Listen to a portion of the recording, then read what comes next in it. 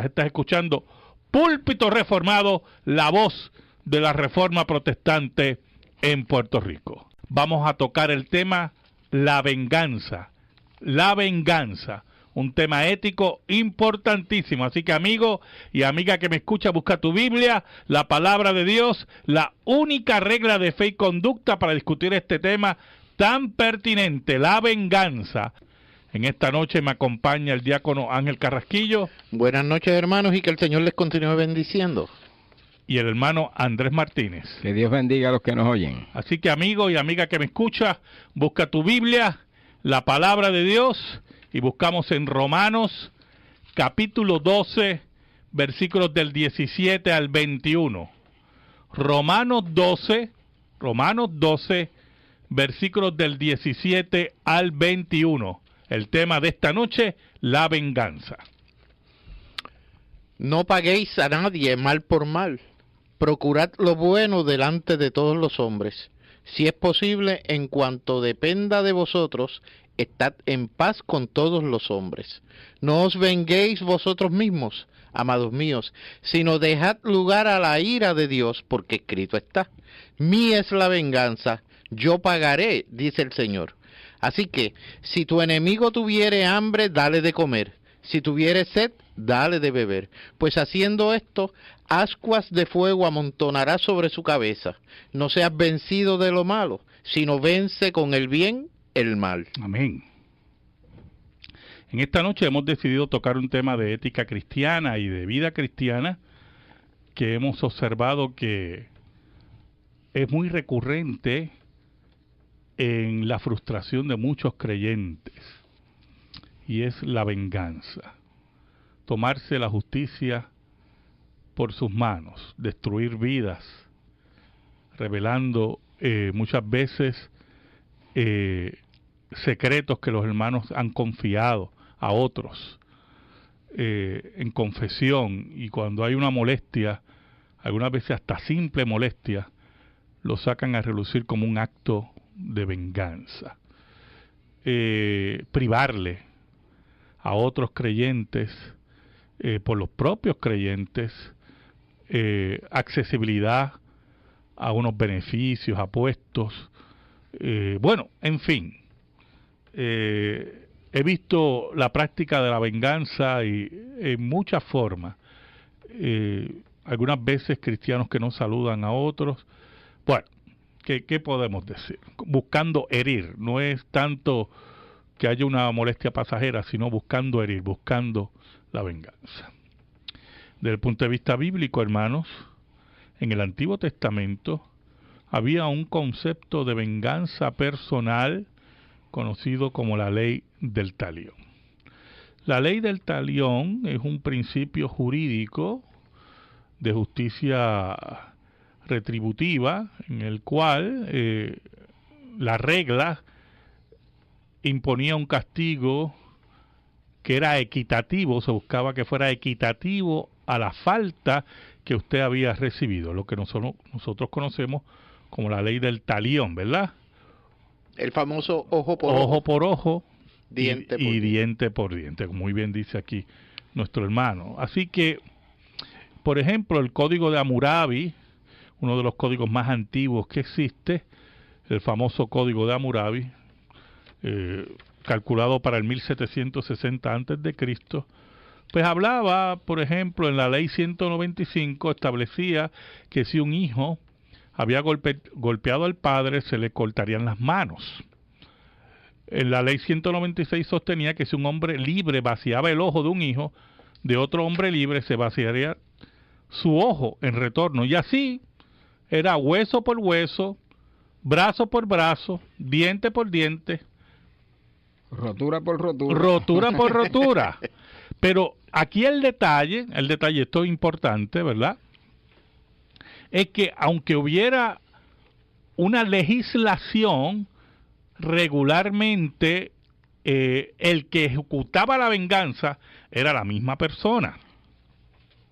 Por eso que en el Antiguo Testamento, en Deuteronomio, aunque Dios insistía en la revelación que él era el vengador, en esa legislación también se establecía la ley del talión en el Antiguo Testamento, y vamos a buscar unos versículos, principalmente en Levítico 24, del 18 al 20. Hermano Andrés, si lo puede leer, Levítico 24, del 18 al 20, para que veamos cómo existía esa ley del talión, y que aunque los jueces de Israel emitían una sentencia de culpabilidad, quien ejecutaba regularmente la venganza era el que había sido perjudicado. ¿Cómo dice? 24, 18 al 20. El que hiere a un animal ha de restituirlo, animal por animal. El que causare lesión en su prójimo según hizo, le será hecho. Rotura por rotura, ojo por ojo, diente por diente, según la lesión que haya hecho a otro, tal se hará a él. Muy bien, en ese sentido nosotros tenemos que entender que aunque hay una legislación para cubrir la falta, el problema era la venganza personal. Las personas podían ejercer esa venganza personal contra el que lo había ofendido, contra aquel que había faltado contra él mismo, ¿verdad? Así que eso se va adjudicando y se va convirtiendo en una costumbre, y por eso la pena de muerte también venía. Aquel que mataba a un hijo, pues su hijo, por razones, ¿verdad?, criminales, pues su hijo iba a ser muerto también. ¿Cómo no? Hay un pasaje que lo dice un poco más claro, ¿no? En Deuteronomio 19:11, donde dice, si alguno que aborreciera a su prójimo lo acechare y se levantare contra él y lo hiriere de muerte y muriere, si huyere a alguna de estas ciudades, entonces los ancianos de su ciudad enviarán y lo sacarán de allí y lo entregarán en manos del vengador de la sangre para que muera. Así mismo es, porque había unas ciudades de refugio. Esas ciudades de refugio eran para aquellos que cometían una muerte por accidente, ¿verdad?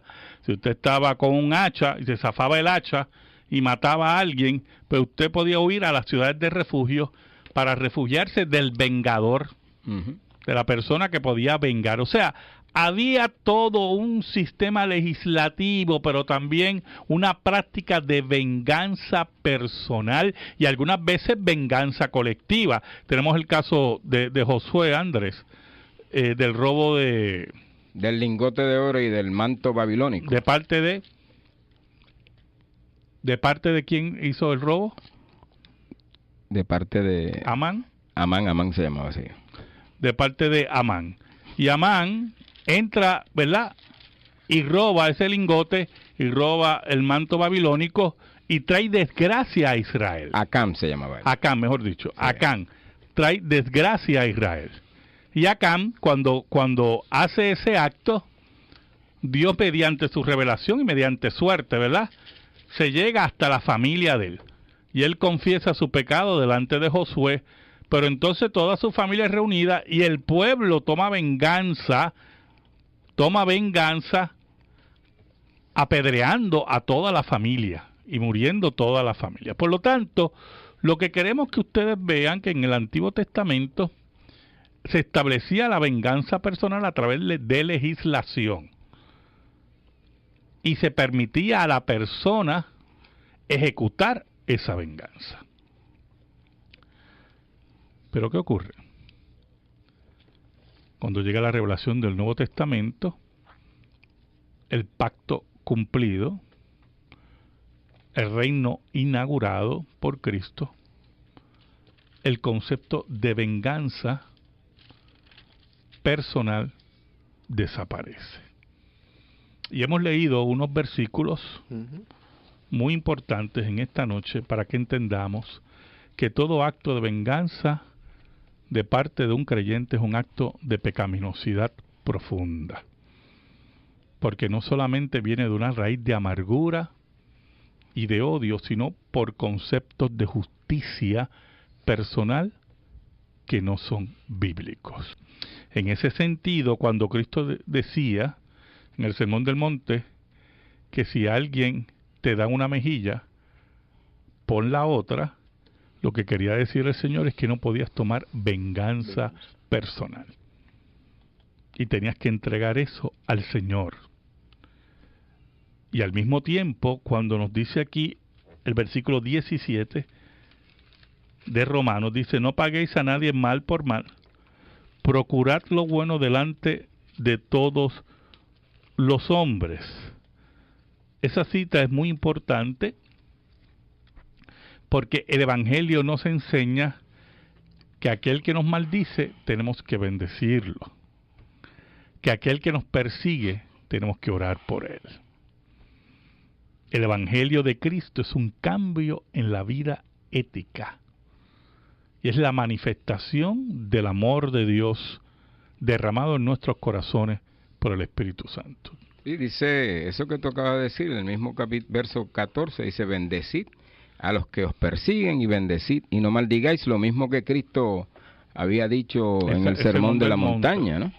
Yo quería traer también un comentario respecto a Efesios 4:26, donde nos lleva a airaos, pero no pequéis. Ese pecado quiere decir el tomar la venganza que le pertenece a Dios en nuestras manos. Nos podemos molestar porque alguien nos ha ofendido o nos ha hecho algo, pero nunca llegar a ese nivel de pecaminosidad que es una telita bien fina, pastor. No sé. Claro, si lees el otro versículo, dice, no se ponga el sol sobre vuestro enojo. O sea, que no pasen los días sobre nuestro enojo, porque nuestro enojo se va a convertir en amargura. En una raíz de amargura y una búsqueda de venganza, ¿oyó? Exacto. De venganza. El versículo 18 nos dice, si es posible, mire cómo dice el apóstol Pablo, porque el apóstol Pablo sabe que estamos rodeados de un mundo de pecados y de mucha gente incoherente, ¿verdad? Si es posible, en cuanto dependa de vosotros, estad en paz con todos los hombres, ¿verdad? Porque Pablo dice, mire, si es posible, dando a entender, hay otras formas que no es posible. Y cuando no es posible, con gente iracunda, lo mejor es el testimonio y lo mejor es alejarse de esa gente iracunda, ¿oyó, hermano? Gente tóxica, gente que ya definitivamente... Sí, que provocan las situaciones. Que provocan las situaciones. No van a dialogar. Que no van al diálogo, que no van a nada, que gente que no es convertida. El problema que estamos encontrando y pastores, amigos míos, que estamos encontrando es que dentro de las congregaciones se están tomando actitudes vengativas, ¿verdad? De destrucción de vida, de clasificar a las personas. Algunas veces hay creyentes que son demasiado sensibles o a bromas o a hacer en cierta medida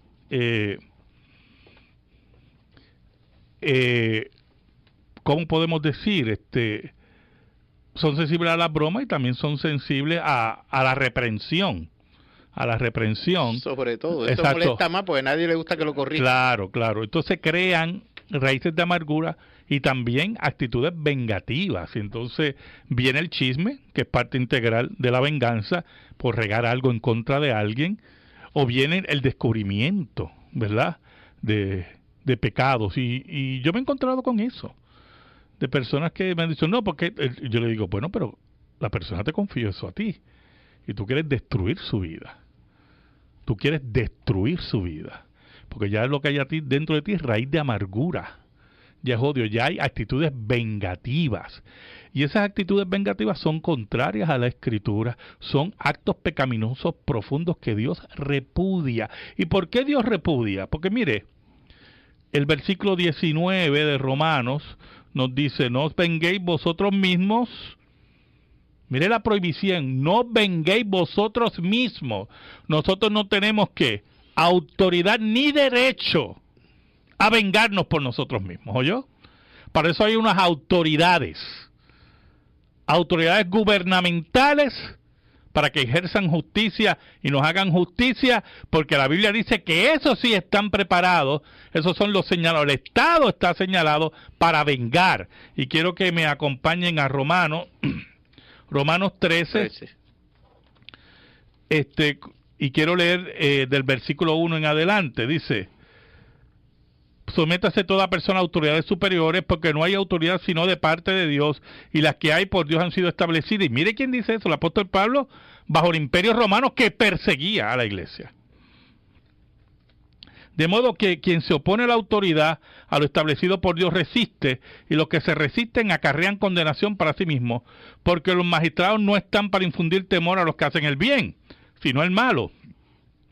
Quienes pues no temen a la autoridad, haz lo bueno y tendrás alabanza de ella, porque es servidor de Dios para tu bien, pero si haces lo malo, teme, porque no en vano lleva la espada, pues es servidor de Dios, vengador para castigar al que hace lo malo. Por lo tanto, los magistrados están establecidos para ejercer la venganza, para establecer la justicia.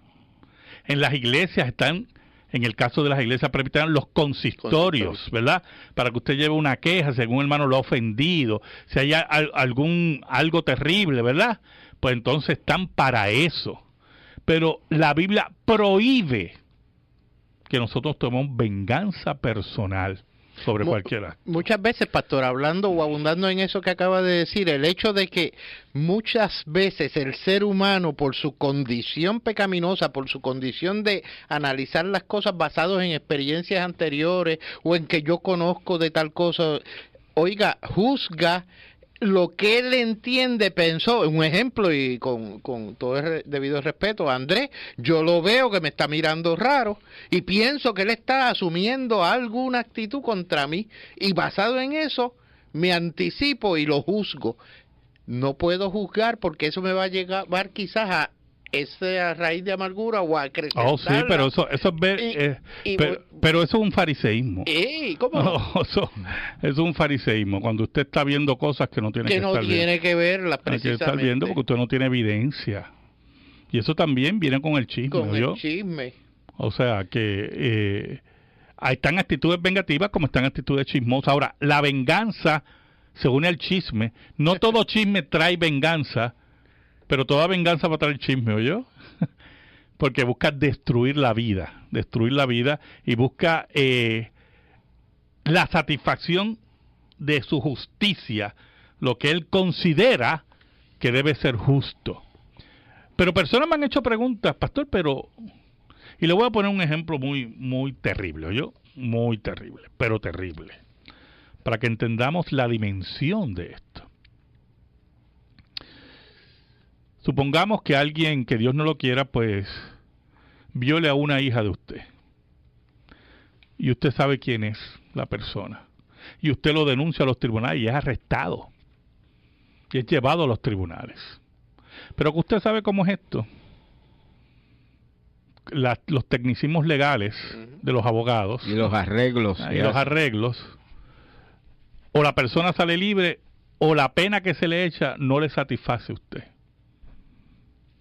Lamentablemente, hermano, y digo lamentablemente porque yo sé que como despierta las pasiones, usted tiene que entregar eso al Señor. Usted no puede tomar la justicia en sus manos, ni la venganza, y entregar la venganza al Señor. Porque lamentablemente también, como dice la Biblia de los tribunales, también los tribunales se corrompen. Y por eso la Escritura nos manda a esperar en la venganza del Señor. Es duro, es difícil, pero nadie le ha dicho a usted que el Evangelio es fácil. La vida en el Evangelio no es fácil. Si nosotros partimos de la premisa de la soberanía de Dios, como debemos partir, estas cosas que suceden, ya sea, recuerden que es el Señor quien ha puesto esos jueces, esos magistrados, esas personas a impartir justicia. Que usted no la crea, oiga, es tiempo entonces de comenzar a preguntarnos qué propósito tenía Dios. Claro. Pero no necesariamente, Señor, claro, pero no necesariamente esa pregunta se va a contestar tampoco. No, seguro que no. Casos de creyentes que sus hijos son asesinados y nunca se han resuelto. Nunca se han resuelto. Hay que entregar la venganza al Señor. Yo conozco un caso de un familiar que fue asesinado, y mi familia supo quién lo asesinó, y nunca la justicia llegó. Posteriormente murió en la cárcel, pero no fue a la cárcel por haber asesinado a mi familiar, por ese delito, y murió en la cárcel por lo que había ocurrido muchos años atrás, los que se acuerdan, ¿verdad? Cómo estuvieron las cárceles en Puerto Rico, ¿verdad? Pero no pudimos hacer nada, porque la venganza es del Señor. Amén. Sí, yo iba a decir que si no se impartió justicia, o pensamos, porque a lo mejor se impartió justicia, pero no a nuestra entera satisfacción. Exacto, Es exacto. que tenemos que aclarar eso, porque... Dice el versículo 19, vuelvo a repetir, no os vengáis vosotros mismos, amados míos, sino dejad lugar a la ira de Dios, porque escrito está, mía es la venganza, yo pagaré, dice el Señor. Por lo tanto, el Evangelio, la vida en el Evangelio, nos invita a entregar nuestras penas, nuestros deseos de venganza, nuestras raíces de amargura delante del Señor. Si nosotros no hacemos eso, hermanos, vamos a ir destruyendo nuestras vidas poco a poco, porque vamos a ejercer unos conceptos de venganza y de autoridad fuera de la autoridad que la Biblia no establece. Aparte que nunca vamos a vivir en paz. Claro que no, claro que no. Esos conceptos de venganza personal, y ahora voy a hablar un poquito más claro, se ven ¿dónde? En los impíos, en la mafia, ¿verdad? Pero en la iglesia cristiana no se pueden ver esos conceptos de venganza. Pablo presenta un caso particular entre creyentes en 1 Corintios capítulo 6, en la que pregunta, ¿osa alguno de vosotros cuando tiene algo contra otro ir a juicio delante de los injustos y no delante de los santos? Cosas que suceden dentro del seno de la iglesia, de la cristiandad, y lo sacan fuera a los tribunales para tomar venganza. Ahora, en ese caso, que es un caso interesante que lo hayas traído a colación, puede ser un acto dentro de la congregación que pueda tipificarse como un acto criminal o ilegal.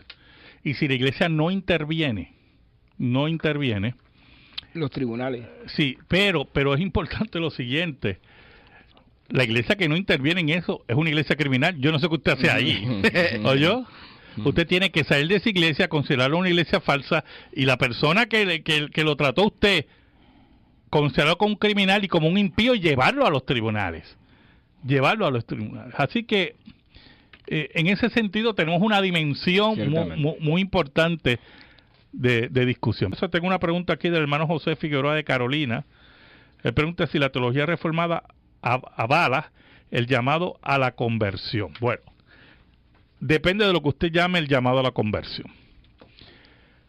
Si usted dice, primero, toda persona tiene que ser convertida por Dios para ser salvo. Eso es lo que nosotros llamamos la regeneración, la metanoía, el cambio, o metanoia, como dicen otros, el cambio de pensamiento, ¿verdad? Y el cambio de pensamiento, ¿quién lo hace? Dios, por medio del Espíritu Santo. Y esa es la conversión. Claro que sí que tenemos que creer en la conversión, porque la Biblia habla de la conversión, ¿verdad?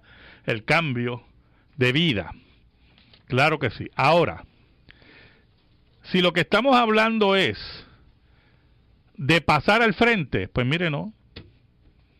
No, porque muchos han convertido la conversión como sinónimo de pasar al frente. Pasó al frente, se convirtió. Mentira. ¿Usted sabe cuántas? Miles, es más, millones han pasado al frente y ninguno está convertido. Porque es que la Biblia no habla de nada de eso de pasar al frente. Muchos lo hacen por obligación, o por presión. Sí, por presión. Por presión. O por emociones. También. Y entonces muchos consideran ese pasar al frente, ¿verdad?, como la señal de su conversión. Y es increíble, ¿verdad?, porque así lo dicen, así lo creen, y es una mentira. Ah, pastor, pero una vez yo pasé al frente y me convertí. No, hermano, usted pasó al frente porque ya estaba convertido, ¿yo? Pero eso no es la cuestión aquí. Muchos creen que pasar al frente es la conversión, y como la Biblia no dice nada de pasar al frente, Pues nosotros damos al Dios soberano, el Espíritu Santo soberano, que conviertan las almas. Y usted va a ver que ocurre en nuestra iglesia, Dios convierte las almas y van donde el pastor. Mire, yo quiero coger la clase de nuevos miembros. Yo tengo un encuentro con el Señor. Y no tuvieron que pasar al frente. No, y en la predicación se hace el llamado al arrepentimiento, claro, ¿no? Claro. Desde la predicación. Así que en ese sentido, pues, podemos aclararle. Y el hermano Osvaldo Marrero, de Ponce, un saludo, dice que le aclaren que las personas que brincan y hacen movimiento como si estuvieran convulsionando, si esto es fuego extraño. Pues claro que es fuego extraño. Claro que es fuego extraño. Porque la Biblia es clara que el culto a Dios es decentemente y con orden. Y que nosotros no podemos llevar el desorden pagano a la iglesia. Es extraño. ¿Dónde ocurrían las convulsiones y todas esas cosas? En los cultos paganos. Vea el culto a Baal, Elías. Dice que se abrían hasta las carnes y brincaban y saltaban. Mire, esos son cultos paganos. Fuego extraño a Dios, extraño a Dios. Sí, fuego extraño, por eso que la Biblia habla de fuego extraño. Es un fuego extraño para Dios. Exacto. Claro que sí, nosotros tenemos que tener control de nuestras emociones, como dice la Escritura. Porque nuestras emociones y nuestros sentimientos son engañosos. La Biblia dice que el corazón es engañoso más que todas las cosas. Y por eso tenemos que tener un culto racional. Un culto racional. Me pregunta aquí la hermana Esperanza de Río Piedra si María se casó con José y tuvo hijos. Pues claro que sí, hermano. Claro que sí.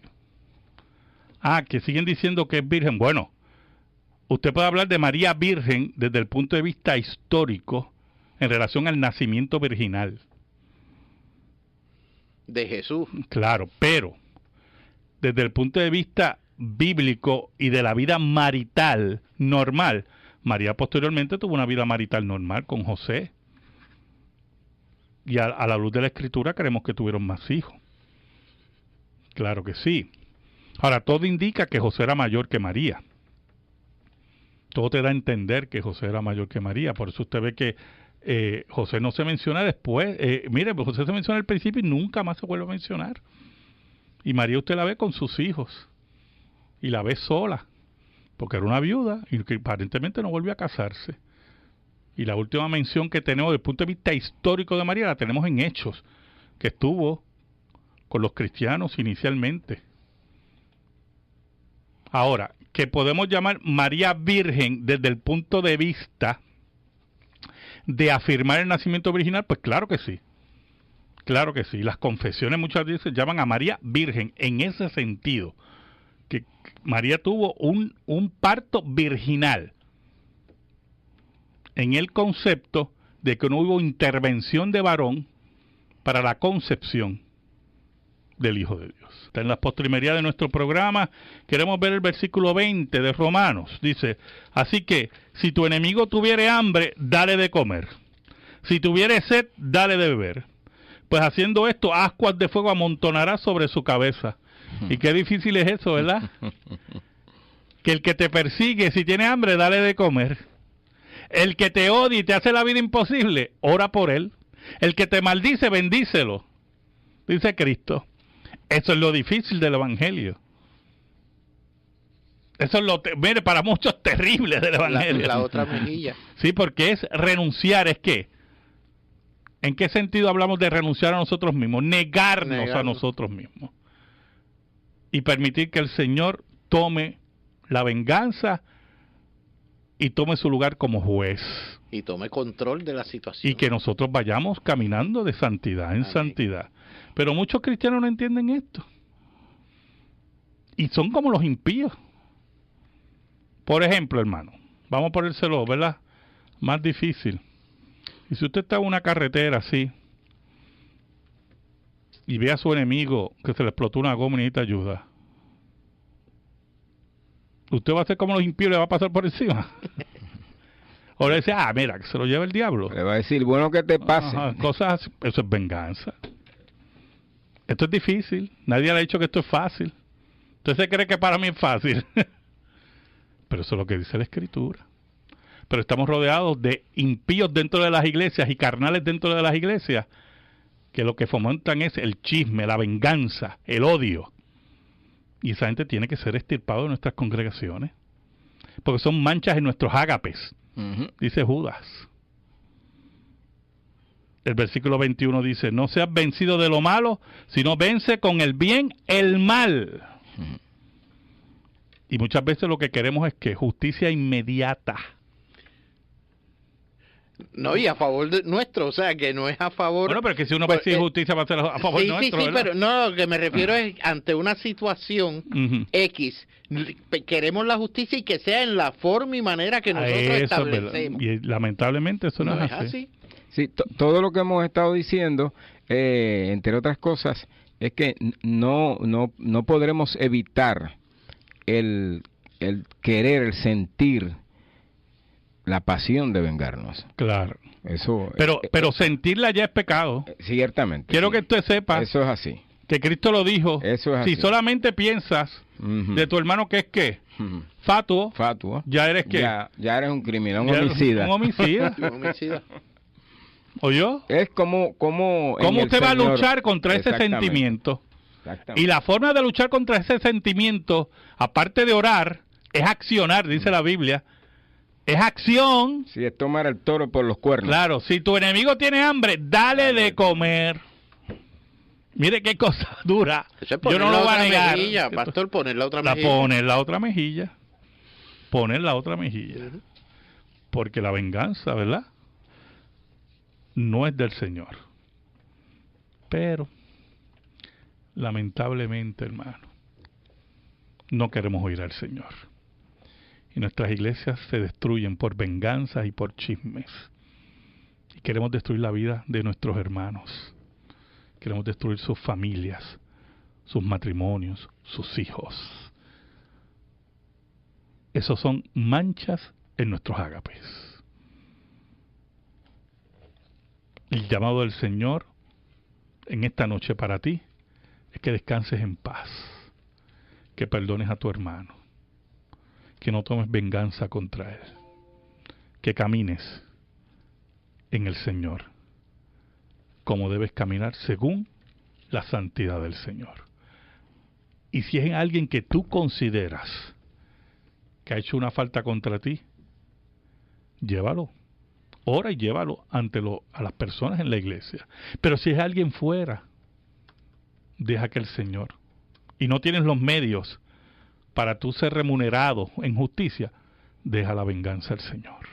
En ese sentido, nuestro caminar en santidad va a ir en ascenso mientras vamos derrotando todos esos sentimientos. Sí, en nuestras relaciones dentro de la iglesia, ya Cristo dijo, ¿verdad? ¿Cómo es que debemos actuar? Si tu hermano pecare contra ti, llámalo y gana a tu hermano. Exacto. Si no te oyere, trae contigo 2 testigos. Si no te oyere, llévalo a la congregación. Así mismo es. Y si no te oyere, entonces el hombre... Claro, que también hay que tener la actitud. Ciertamente. ¿Cómo tú llevas los 2 testigos? Ah, tú no me escuchas, te voy a traer 2 testigos aquí. Eso no es cuestión, hermano.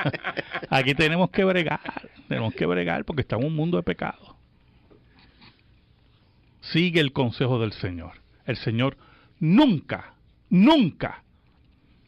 va a ser infiel. Nunca nos va a faltar. En esta hora del Señor, en que nuestro Dios reina para siempre, le pido al Señor que bendiga tu vida, que bendiga tu hogar, que bendiga tu trabajo, que bendiga tu familia y tus hijos, y que la paz de Cristo, que sobrepuja todo entendimiento, esté sobre ti y los tuyos. Dios te bendiga ricamente.